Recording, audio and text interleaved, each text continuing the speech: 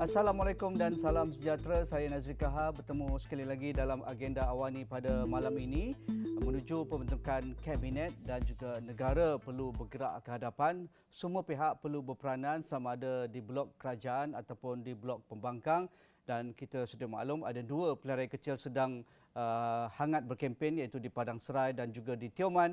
Jadi apapun perbalahan politik akan sentiasa ada, tetapi bagaimana kita dapat meredakan tahap suhu politik kerana pilihan raya umum sudah pun selesai, kempen yang selama ini kita anggap panas sudah pun selesai juga, dan keputusan sudah pun kita sedia maklum, ada yang menang, ada yang kalah, tetapi pastinya ada ura-ura ataupun rasa tidak puas hati dan sebagainya. Itu biasalah sebagai manusia, kita terkilan jika kita kalah dan sebagainya, tetapi bagaimana kita mengawal emosi dan juga pihak-pihak yang terlibat, terutamanya di pihak kepimpinan, untuk menunjukkan teladan dan juga bergerak ke hadapan untuk memastikan apa yang kita sedang hadapi, iaitu isu ekonomi, isu kos hari hidup, begitu juga dengan peluang pekerjaan dan sebagainya, perlu diberi perhatian. Dan kerajaan yang diterajui oleh Datuk Seri Anwar Ibrahim lah yang akan menentukan dasar-dasar perkara yang proaktif untuk memastikan apa yang dijanjikan oleh setiap parti ketika bertanding pilihan raya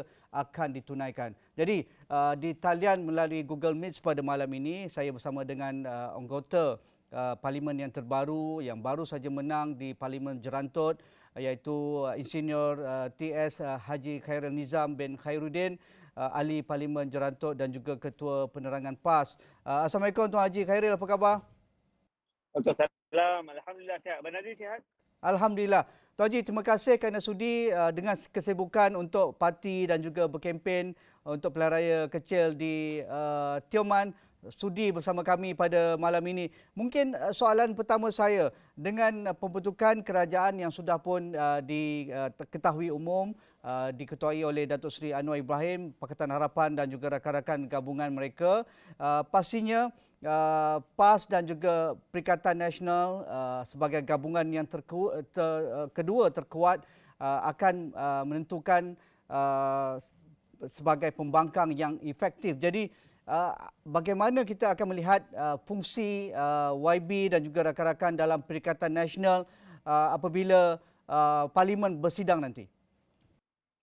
Pertamanya terima kasih kepada Awani kerana menjemput saya pada malam ini.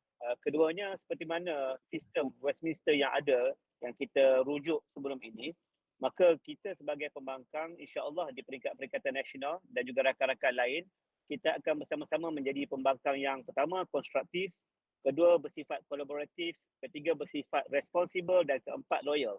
Ini 4 kriteria yang kita akan janjikan kepada rakyat kerana kepercayaan yang diberikan rakyat kepada kita perlu kita tunaikan melalui perbahasan yang lebih membina, yang membangunkan polisi-polisi kepada kebaikan rakyat, dan yang paling penting ialah untuk kita jujur dengan rakyat setelah kepercayaan diberikan kepada kita, insya-Allah.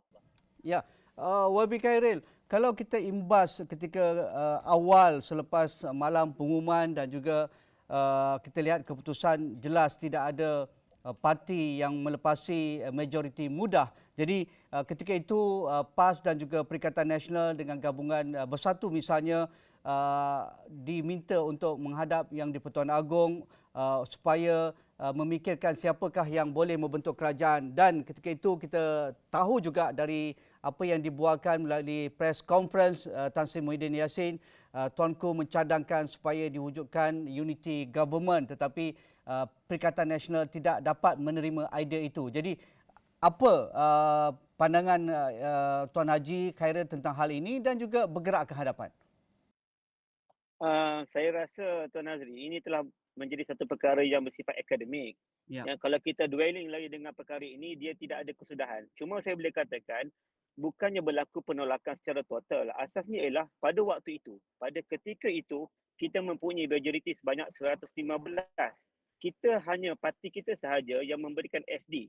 Yang itulah polisi sebenarnya yang telah ditetapkan, itu memberikan SD kepada Yang di-Pertuan Agong, pejabat istana sebelum pukul 2 petang pada hari tersebut. Jadi kita telah melakukan tanggungjawab kita untuk menunjukkan yang kita ada jumlah majoriti, dan kenapa perlu kita ada unity government kalau kita dah ada majoriti. Jadi macam saya kata tadi, ia telah bersifat akademik. Apa yang telah berlaku telah ditakdirkan, kita kena moving forward insya-Allah. Okey. Berkaitan dengan kenyataan seterusnya Perikatan Nasional ingin menjadi blok pembangkang yang efektif dan juga konstruktif.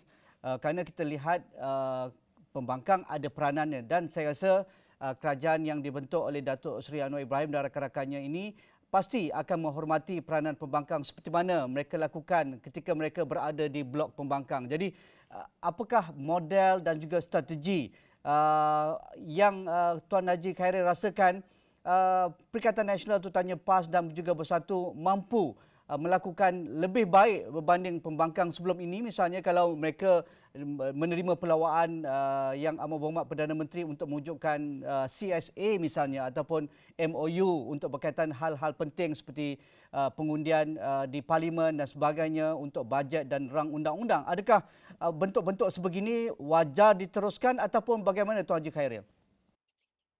Saya rasa dalam sesi saya sebelum ini bersama dengan Awani telah saya nyatakan perkara yang sama. Kita konsisten, kita istiqamah yang di mana apa sahaja polisi untuk kebaikan rakyat kita akan dahulukan. Jadi sebelum kita mendapat tawaran, nyatakan dulu apakah tawaran daripada Perdana Menteri ke-10 dan sekiranya ia terbaik kepada rakyat, insya-Allah kita akan bersama. Dan saya seperti yang saya nyatakan dalam ucapan saya di dalam perbahasan Dewan Negara sebelum ini, sekiranya kita ingin ada kerjasama yang baik di antara kerajaan dan pembangkang, di antara kejujurannya ialah telah saya nyatakan dengan jelas peruntukan kepada ahli parlimen mesti disamakan keseluruhannya. Dan ini juga termaktub di dalam manifesto Pakatan Harapan. Jadi kalau itu langkah pertama yang dibawa oleh Datuk Seri Anwar Ibrahim sebagai PM ke-10, saya rasa laluan untuk kita mewujudkan satu kerjasama yang utuh di antara kerajaan dan pembangkang akan menjadi kenyataan, insya-Allah. Ya, dari aspek fungsi-fungsi parlimen yang perlu diperkasakan, kita lihat sudah ada langkah proaktif ketika penggal yang lepas iaitu pewujudan CSA ataupun MOU itu. Begitu juga diperkasakan jawatankuasa khas parlimen untuk kewangan, untuk pendidikan, untuk dasar luar dan sebagainya. Tetapi mungkin select committee dan juga berkaitan pembentukan jawatankuasa khas ini ada yang tidak diberikan imbuhan, tidak ada pegawai penyelidik dan sebagainya. Adakah untuk bergerak ke hadapan untuk melihat sebuah demokrasi dan fungsi transformasi parlimen yang matang, adakah Tuan Haji Khairil merasakan sudah sampai masanya pemerkasaan parlimen ini diteruskan dengan langkah-langkah yang lebih proaktif untuk memastikan ada jawatankuasa yang akan memperkasakan peranan ahli parlimen sama ada di blok pemerintah ataupun di blok pembangkang dalam format-format seperti jawatankuasa khas, shadow cabinet dan sebagainya. Pandangan Tuan Haji Khairil? Ya, itulah yang sedang kita susun di peringkat Perikatan Nasional. Dalam kita membentuk satu kerjasama, pastinya kita mahukan pembangkang yang saya katakan tadi, mempunyai 4 sifat yang saya katakan tadi. Jadi kita dalam usaha untuk menyusun shadow cabinet ataupun kepakaran melalui kementerian-kementerian. Apatah lagi kita pernah memimpin sebelum ini di bawah kerajaan PN dan juga kerajaan keluarga Malaysia. Jadi saya nampak satu perkara yang very optimis. Sekiranya kita boleh bekerjasama dan saya yakin perkara itu akan berlaku sebab sebelum ini di bawah kerajaan PN dan juga kerajaan keluarga Malaysia kita bekerjasama dengan pihak pembangkang. Jadi saya yakin template yang sama juga akan dibawa oleh PM ke-10 untuk kita mewujudkan satu kekuatan yang ampuh. Dan dalam kita melakukan transformasi parlimen itu pastinya kita kena meletakkan batu aras yang sama. Maknanya kalau ditakdirkan ada badan-badan ataupun jawatankuasa yang diperlukan untuk pembangkang menjadi ketuanya, why not? Ya, sebelum ini pun ada PAC yang kita berikan kepada DAP untuk menguasainya. Jadi kenapa tidak berlaku sedemikian dan sewajarnya segala fasilitis ataupun prasarana untuk memastikan kita dapat mencapai target atau milestone yang ditetapkan kepada setiap jawatankuasa tersebut akan dicapai, maka perkara itu akan diperkasakan oleh pihak kerajaan khususnya di bawah Jabatan Perdana Menteri. Ya, benar. Sebagai ahli parlimen muda dan pastinya intensiti politicking itu tidaklah sehebat rakan-rakan ataupun pemimpin orang lama. Mungkin mereka ada rasa terguris dari sudut ideologi dan juga pemain-pemain politik lama ini. Tetapi sebagai ahli politik muda dipilih oleh rakyat di Jerantut dan ramai sekali di kalangan pimpinan muda PAS dipilih kali ini, syabas juga dan juga tahniah kita ucapkan. Apakah fungsi ahli parlimen muda ini untuk melakar satu simbol politik baru yang lebih segar, yang matang dan juga muafakat, Tuan Haji Khairil? Seperti yang saya nyatakan sebelum ini, pemimpin-pemimpin baru, politik baru ini, pemimpin-pemimpin muda perlu menunjukkan contoh yang baik kepada anak-anak muda kita. Ya, kita mesti berbahas dengan matang, kita mesti melakukan kolaborasi sesama kita. Sebab yang paling penting, masa depan negara itu perlu diletakkan kepada pemimpin muda yang boleh berbincang, agree to disagree matter di atas satu meja perbincangan.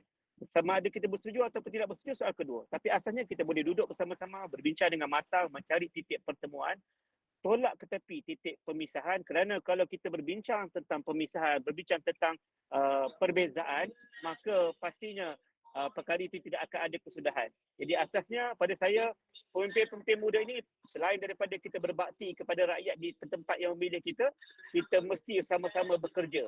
Dan saya nampak kalau perkara ini berlaku, insya-Allah kami di peringkat pemimpin-pemimpin muda ini akan lebih rajin panjat tangga kementerian untuk kami bawa idea-idea kementerian itu turun ke tempat kami bertanding, di tempat kami telah dipilih untuk kita bawa peluang-peluang pekerjaan, peluang-peluang perniagaan, peluang-peluang investment kepada rakyat, khususnya contoh saya di Jerangut, insya-Allah. Ya, mungkin boleh dimulakan dengan isu yang mendesak ketika ini Tuan Haji Khairil, iaitu berkaitan dengan isu ekonomi, isu berkaitan bagaimana kita ingin mencipta lebih banyak peluang pekerjaan untuk anak muda, isu untuk memastikan kos sara hidup kita munasabah dengan pendapatan yang ada di kalangan kocek rakyat. Jadi adakah apabila mulanya bersidang pada pertengahan bulan depan, selain daripada kita akan mengabsahkan kerajaan ini yang sudah pun dinyatakan oleh Yang Amat Berhormat Perdana Menteri, untuk bergerak ke hadapan, adakah Tuan Haji Khairil dan juga rakan-rakan pembangkang akan bersama-sama memberikan idea dan juga fakta-fakta yang bernas, mendokong segala juga apa yang akan dilakukan oleh pihak kerajaan, kerana ini juga antara manifesto yang diperjuangkan oleh PAS dan juga Perikatan Nasional ketika berkempen yang lepas. Untuk pengetahuan Tuan Nazri dan semua, insya-Allah teks untuk bajet 2023 untuk bahagian saya telah pun siap. InsyaAllah kita akan bentangkan idea-idea kita, yang di mana idea ini pada saya, pemimpin muda kita perlu langkah ke depan. Kita akan tunjukkan model pemikiran dan cara wajah baru supaya jangan jadikan parlimen ini sebagai sarkas, tetapi jadikan tempat untuk kita berbincang, berwacana, mencari titik pertemuan untuk kebaikan rakyat, insya-Allah.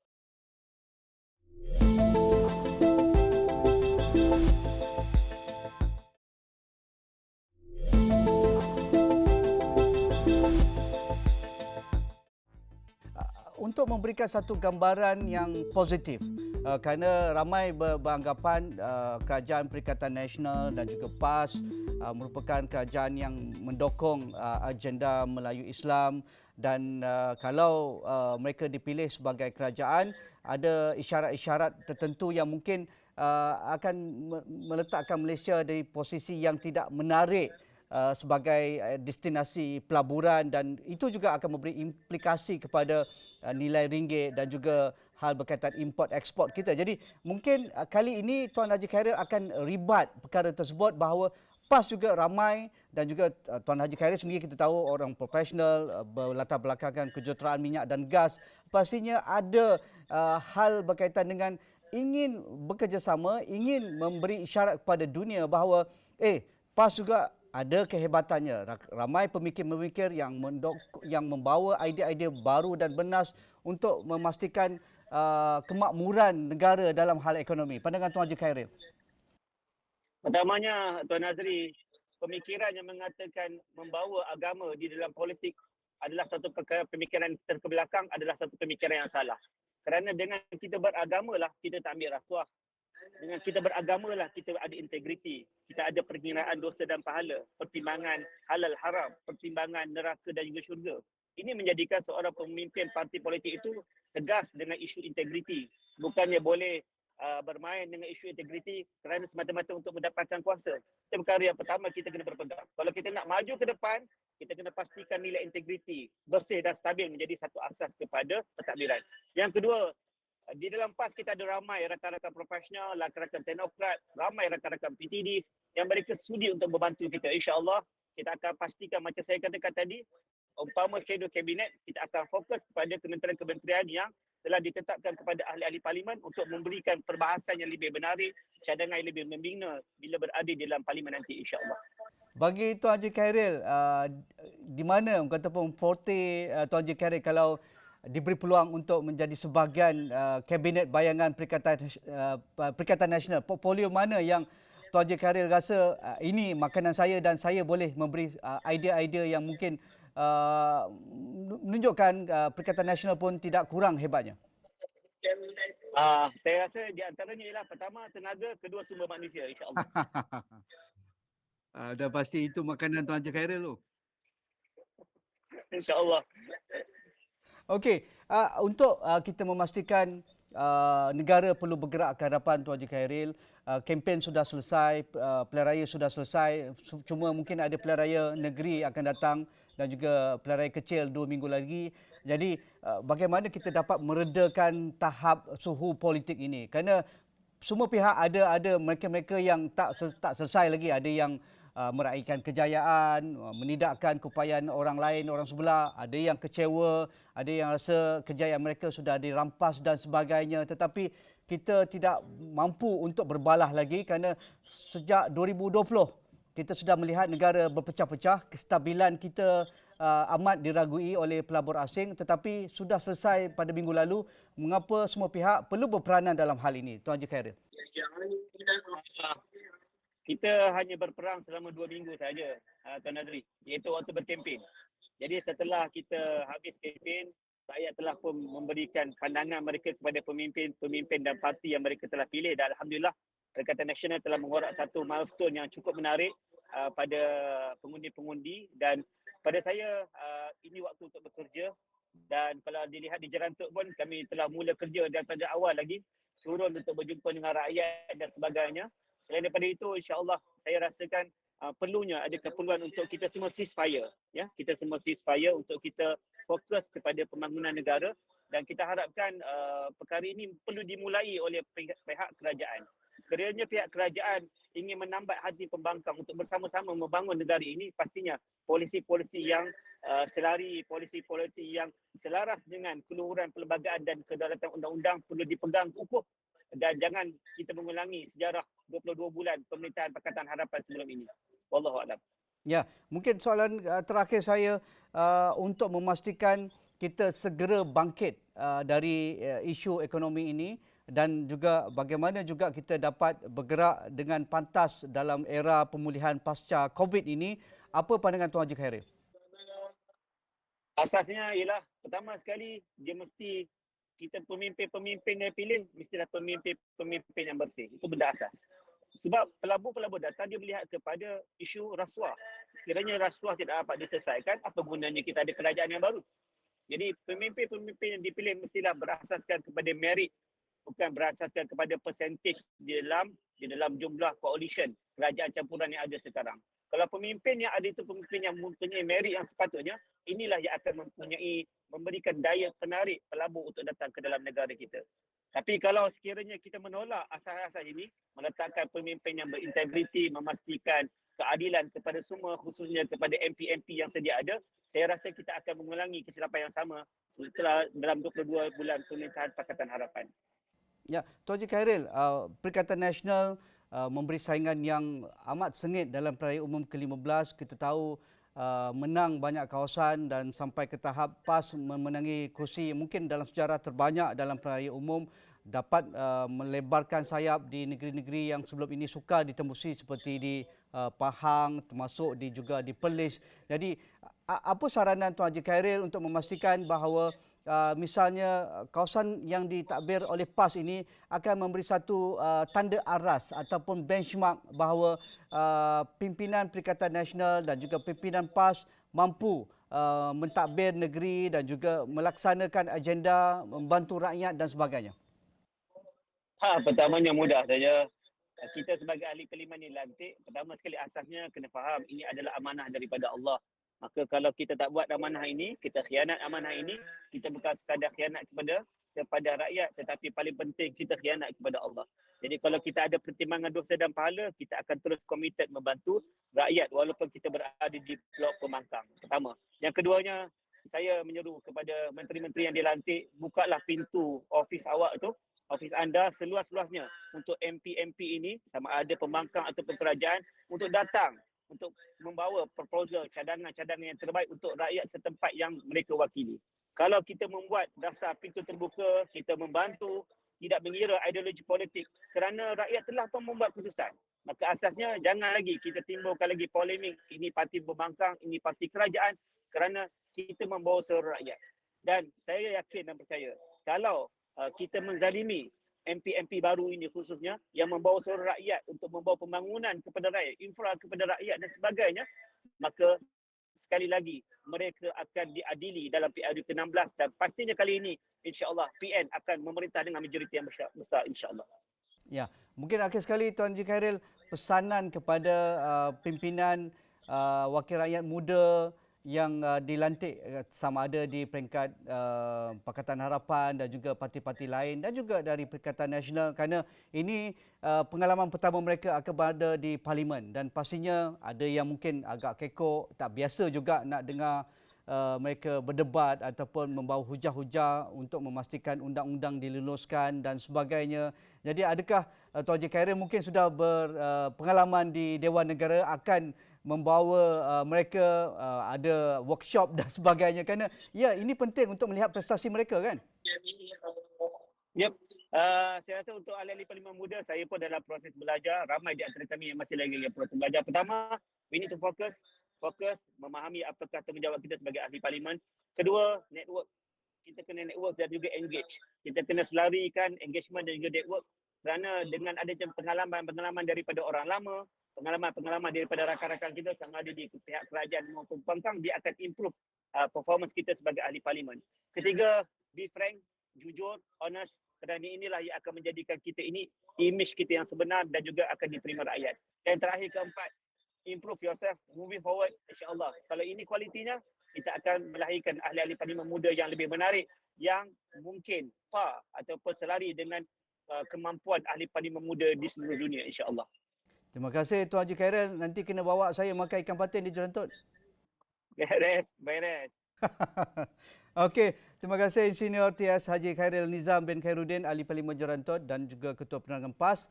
Itu saja perbincangan kami walaupun beliau sibuk di lapangan. Ada juga masa bersama kami mengucapkan tahniah atas kemenangan dalam pilihan raya umum ke-15 yang lalu sebagai ahli parlimen baru di Jerantut, dan moga banyak idea baru yang bernas dan juga berfakta akan dilontarkan oleh Insinyur T.S. Haji Khairil Nizam di parlimen akan datang. Sekian, Assalamualaikum, kita jumpa lagi.